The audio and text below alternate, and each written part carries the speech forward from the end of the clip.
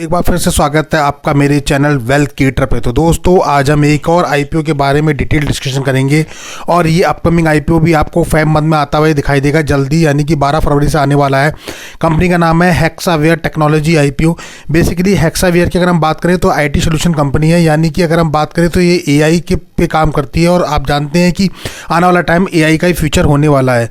तो AI based जो है आर्टिफिशियल इंटेलिजेंस पे काम करती है। जानेंगे इसके अपकमिंग आईपीओ का पूरा डिटेल रिव्यू करेंगे, जानेंगे इसके फाइनेंशियल फंडामेंटल कैसे हैं कंपनी के तो एक बार जानेंगे फाइनेंशियल फंडामेंटल कैसे हैं, ग्रे मार्केट में इसकी क्या डिमांड चल रही है, इस आईपीओ में अप्लाई करना है या फिर अवॉइड करना है। पर उससे पहले वीडियो को लाइक शेयर और सब्सक्राइब करना दोस्तों बिल्कुल ना भूलिए। तो आइए वीडियो में आगे बढ़ते हैं और बात कर लेते हैं इंपॉर्टेंट डेट्स की, कि वो इंपॉर्टेंट डेट्स क्या होने वाली है इस आईपीओ की, उनको नोट डाउन करते हैं। तो ये आईपीओ आपको दोस्तों आता हुआ दिखाई देगा 12 फरवरी से लेकर 14 फरवरी के बीच में, जहाँ की इसका फेस वैल्यू रखा गया है ₹1 पर शेयर, यानी कि इन फ्यूचर में जो है ये स्प्लिट होने के चांसेस थोड़े कम है। प्राइस बैंड की बात करें तो यहाँ है ₹674 से ₹708, यानी कि हमें कट ऑफ प्राइस यूज़ करना है ₹708 पर शेयर। 21 शेयर आपको एक लॉट में देखने को मिलेंगे। टोटल इशू साइज की बात करें तो 8,750 करोड़ का टोटल इशू साइज है, यानी कि काफ़ी बड़ा इशू साइज है और पूरा का पूरा ऑफर फॉर सेल है, यानी कि यहाँ भी कंपनी ने फ्रेश इशू नहीं निकाला है। तो ये एक बड़ा नेगेटिव इंपैक्ट बनता है, जहाँ कि इन्वेस्टर को लगता है कि कंपनी की ग्रोथ के लिए कुछ निकाला ही नहीं है। ₹67 जो है वो एम्प्लॉय के लिए डिस्काउंट है पर शेयर पे। बीएससी और एनएससी दोनों पे आपको लिस्टेड होता हुआ दिखाई देने वाला है। तो दोस्तों कुल मिला के देखा जाए तो जो है फ्रेश इशू होता तो काफ़ी अच्छी डिमांड रहती है।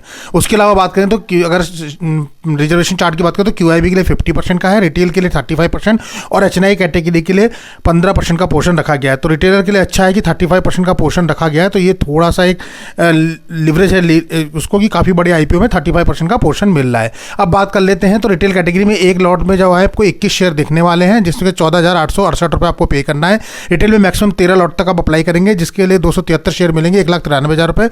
स्मॉल एचएनआई मिनिमम में 14 लॉट अप्लाई करेंगे, 294 शेयर मिलेंगे और ₹2,08,152 पे करने हैं।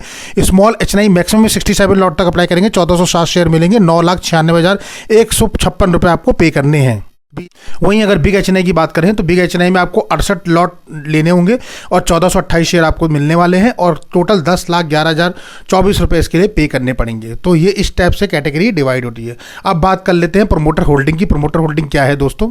तो प्रमोटर की जो कंपनी की होल्डिंग है वो सीए मैग्नम करके होल्डिंग है, पूरी की पूरी 95% के लगभग होल्डिंग है। इस आईपीओ में आने के बाद कितनी होल्डिंग बचेगी पोस्ट इश्यूएंस ये इन्होंने मेंशन नहीं किया है। इसका मतलब कंपनी पे जो है केवल 5% का ही इन्होंने डाइल्यूट किया है, उससे पहले नहीं किया है। अब बात कर लेते हैं कंपनी के बारे में कि कंपनी एक्चुअल में क्या करती है। हेक्सावेयर टेक्नोलॉजी लिमिटेड जो है वो कब इनकॉर्पोरेट हुई थी, क्या करती है, वो डिटेल से चर्चा करते हैं।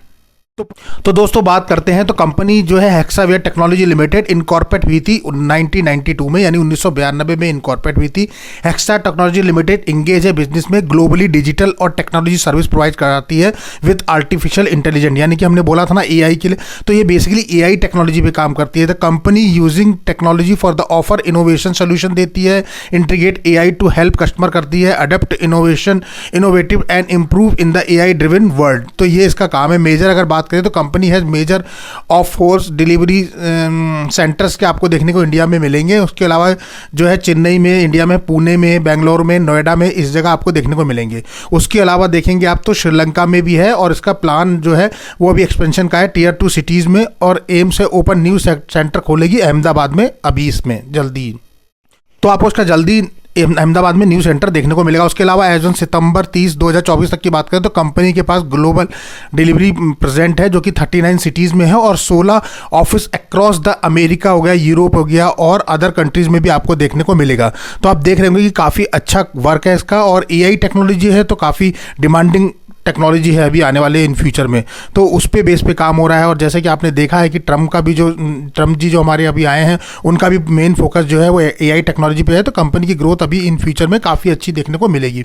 अब बात कर लेते हैं इसके बिजनेस सेगमेंट की दोस्तों। तो अगर बिजनेस सेगमेंट की बात करेंगे तो company has provide service in operating segment across 6 industry, यानी कि 6 इंडस्ट्री में ये ऑपरेटिंग करती है, जैसे कि फाइनेंशियल सर्विस हो गया, हेल्थ केयर एंड इंश्योरेंस हो गया, मैन्युफैक्चरिंग हो गया। उसके अलावा मैन्युफैक्चरिंग में कंज्यूमर में आप कह सकते हैं, हाईटेक है एंड प्रोफेशनल सर्विसेज जो होती है बैंकिंग में उसमें है, और ट्रैवल एंड ट्रांसपोर्टेशन में जो सर्विसेज होती है उसमें जो एआई यूज़ होता है उसमें ये अभी काम कर रही है। अगर बिजनेस सेगमेंट की बात करें, प्लेटफॉर्म की बात करें तो the company company offer service through AI power platform है इनके पास, लाइक रैपिड एक्स करके, जो कि डिजिटल प्लेटफॉर्म है और ऑटोमेटिक है, और amazing for the cloud adopting software है इनका। Service customer globally across multiple regions पे सर्विस प्रोवाइड कराती है इस सॉफ्टवेयर के थ्रू।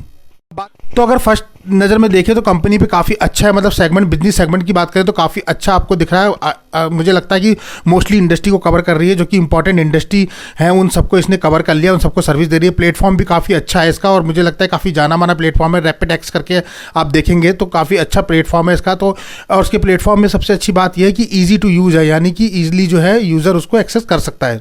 अब दोस्तों बात कर लेते हैं कंपनी की स्ट्रेंथ क्या है, यानी कंपनी की मजबूती क्या है। तो कंपनी डीप डोमेन एक्सपर्टीज है, deliver through comprehensive solution across industry को प्रोवाइड कराती है, पहला ये है इसका।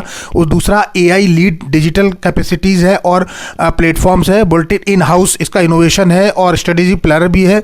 उसके अलावा long term and enable relationship है with the diversified blue chip customer base है इसके पास। गो टू मार्केट स्ट्रेटेजी है, फोकस ऑन कस्टमर एक्वाजिशन और एक्सपेंशन पे इसका फोकस है।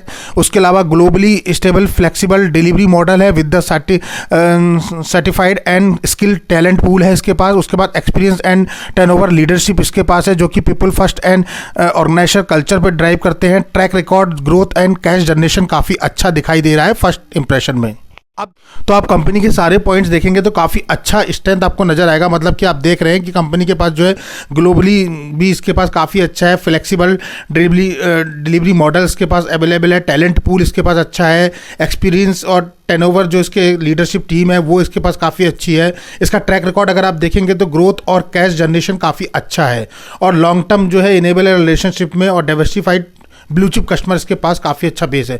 तो इन सब चीज़ों की वजह से कंपनी की जो स्ट्रेंथ है वो काफ़ी अच्छी है, लॉन्ग टर्म में काफ़ी अच्छा देखने को मिल सकता है कंपनी के। जिस हिसाब से कंपनी की स्ट्रेंथ दिखाई दे रही है फर्स्ट शॉट में, उस हिसाब से लगता है कि कंपनी काफ़ी अच्छा वैल्यूएबल दे रही है, और इन पॉइंट्स को देख के भी काफ़ी अच्छा जज कर सकते हैं आपकी, मतलब आपको लग सकता है कि कंपनी इन फ्यूचर में कितना ग्रोथ करने वाली है। तो दोस्तों अब बात कर लेते हैं फाइनेंशियल की, यानी कि फाइनेंशियल फंडामेंटल कंपनी क्या कहते हैं, बिकॉज सबसे इंपॉर्टेंट पॉइंट फाइनेंशियल फंडामेंटल होते हैं जिससे कंपनी का बेस लाइन पता लगता है। तो दोस्तों अगर हम यहाँ बात करें तो कंपनी ने अपने 4 साल के लगभग शेयर किया हुआ है। अगर हम देखें तो 2021, 2022, 2023 और 23 दिसंबर तक का, उसके बाद 30 सितंबर 2024 तक का। 30 सितंबर 2024 तक की अगर बात करें तो कंपनी पे एसेट थे 8,594 करोड़ के। रेवेन्यू की बात करें तो 8,871 करोड़ के लगभग था। प्रॉफिट आफ्टर टैक्स की बात करें तो 853 करोड़ के लगभग है।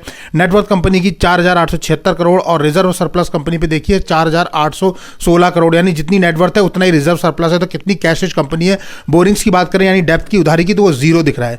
पिछले 4 साल की बात करें तो 21 में कंपनी पे 5673 करोड़ के लगभग था, जो कि बढ़ के 8,594 करोड़ पहुंच गया पिछले 4 साल में। एसेट काफ़ी अच्छा ग्रो किया है कंपनी ने। रेवेन्यू पीस की अगर आप बात करोगे दोस्तों तो वहां भी कंपनी काफ़ी अच्छा ग्रो करता हुआ दिखाई दे रही है। में भी कंपनी ने 7,200 करोड़ से बढ़ा के 8,871 करोड़ तक पहुंचाया है। वहीं प्रॉफिट आफ्टर टैक्स की बात करें तो 748 करोड़ के लगभग था, और बढ़ते बढ़ते 853 करोड़ के लगभग 4 साल में पहुंच गया। बस 1-2 साल आपको बीच में थोड़े डिप दिखेंगे, लेकिन ठीक ठाक परफॉर्मेंस दिया है। नेटवर्थ की बात करेंगे तो वो भी 3500 करोड़ के लगभग था 21 में, और उसके बाद 22 में बढ़ के हो गया वो 3700 करोड़, फिर 4200 करोड़, फिर 4200 और अभी 4800 करोड़ के लगभग पहुंच गया। तो नेटवर्थ में भी काफ़ी अच्छा कंपनी ने उछाल किया। तो आप देख रहे हैं, मतलब एसेट की बात करें, रेवेन्यू की बात करें, प्रॉफिट टैक्स की बात करें या फिर नेटवर्थ की बात करें, सारे पैरामीटर कंपनी अच्छे दिखा रही है। वहीं आप रिजर्व सरप्लस की बात करेंगे तो रिजर्व सरप्लस देखिए 3,444 करोड़ था 21 में, बढ़ के 3700 करोड़ हुआ, फिर 4200 करोड़, 4100 करोड़, 4800 करोड़ के रिजर्व है, जबकि नेटवर्थ कंपनी की 4800 करोड़ के लगभग जितनी नेटवर्थ है उतने ही रिजर्व सरप्लस कंपनी पे पड़ा हुआ है। कंपनी पे बोरिंग देखिए कोई भी नहीं है, यानी कि कोई भी उधारी कंपनी पे नहीं है, यानी डेप्थ फ्री कंपनी है पूरी की पूरी। ऐसी कंपनी बहुत कम देखने को मिलती है जो डेप्थ फ्री और कैश रिच, और ये कंपनी दोनों ही रख रही है, डेप्थ फ्री भी है और कैश रिच भी है, तो काफ़ी अच्छा देखने को मिल रहा है।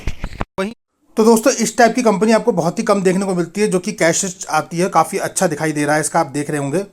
तो कुल मिला के कहें तो फाइनेंशियल कंपनी काफ़ी स्ट्रांग है, मतलब वन शॉट में आप देखें तो कह सकते हैं कि फाइनेंशियली काफ़ी कंपनी स्ट्रांग दिखाई दे रही है। अब बात कर लेते हैं ग्रे मार्केट प्रीमियम की। ग्रे मार्केट में क्या डिमांड बनी हुई है, सबसे इंपॉर्टेंट जो लोग लिस्टिंग इनके पर्पज से अप्लाई करना चाहते हैं। तो आप देखेंगे तो हेक्सावेयर टेक्नोलॉजी IPO की अगर हम बात करें तो 708 रुपये के लगभग आपको प्राइस बैंड दिखाई दे रहा है, और सिर्फ 11 रुपये इसका GMP ट्रेड कर रहा है, यानी सिर्फ 1 से 2% के लगभग है दोस्तों। तो मुझे लगता है कि बहुत ही रिस्की ट्रेड में कर रहा है। वहीं फायर रेटिंग की आप अगर बात करोगे तो 5 आउट ऑफ 1 है, सिर्फ 1 की फायर रेटिंग बनी हुई है अभी भी। आप देखेंगे तो 8,750 करोड़ का, यानी इशू साइज काफ़ी बड़ा है इस आईपीओ का। 21 शेयर आपको एक लॉट में देखने को मिल रहे हैं। 12 फरवरी को ये ओपन होने वाला है और 14 फरवरी तक ये चलने वाला है। उसके बाद 17 फरवरी को अलॉटमेंट पता लगेंगे और 19 फरवरी को लिस्टेड होता हुआ दिखाई देगा NSE BSE दोनों पे। तो कुल मिला के अगर बात करें लिस्टिंग गेन पर्पज से तो वो काफ़ी कम नज़र आ रहा है वन शॉट में। तो अगर हम लिस्टिंग गेन पर्पज से करने जा रहे हैं तो मुझे लगता है कि थोड़ा सा रिस्की बनता हुआ दिखाई दे रहा है, क्योंकि लिस्टिंग गेन पर्पज से यहाँ बहुत ज़्यादा उम्मीद नहीं दिखाई दे रही, क्योंकि 1% का अभी लिस्टिंग गेन चल रहा है। तो मुझे लगता है कि काफ़ी रिस्की बनता हुआ दिख रहा है। और अपना जो क्राइटेरिया कहता है मिनिमम सेफर साइड के लिए 20 से 30% के लगभग होना चाहिए, तो 20 से 30% अभी दिखाई नहीं दे रहा। तो लॉन्ग टर्म पर्पज से तो कंपनी काफ़ी अच्छा है, जो कंपनी का मॉड्यूल है, जो कंपनी का काम है, जो कंपनी का वर्क कल्चर है, उसके हिसाब से अगर सब चीज़ें देखेंगे तो काफ़ी अच्छा दिखाई दे रहा है वन शॉट में।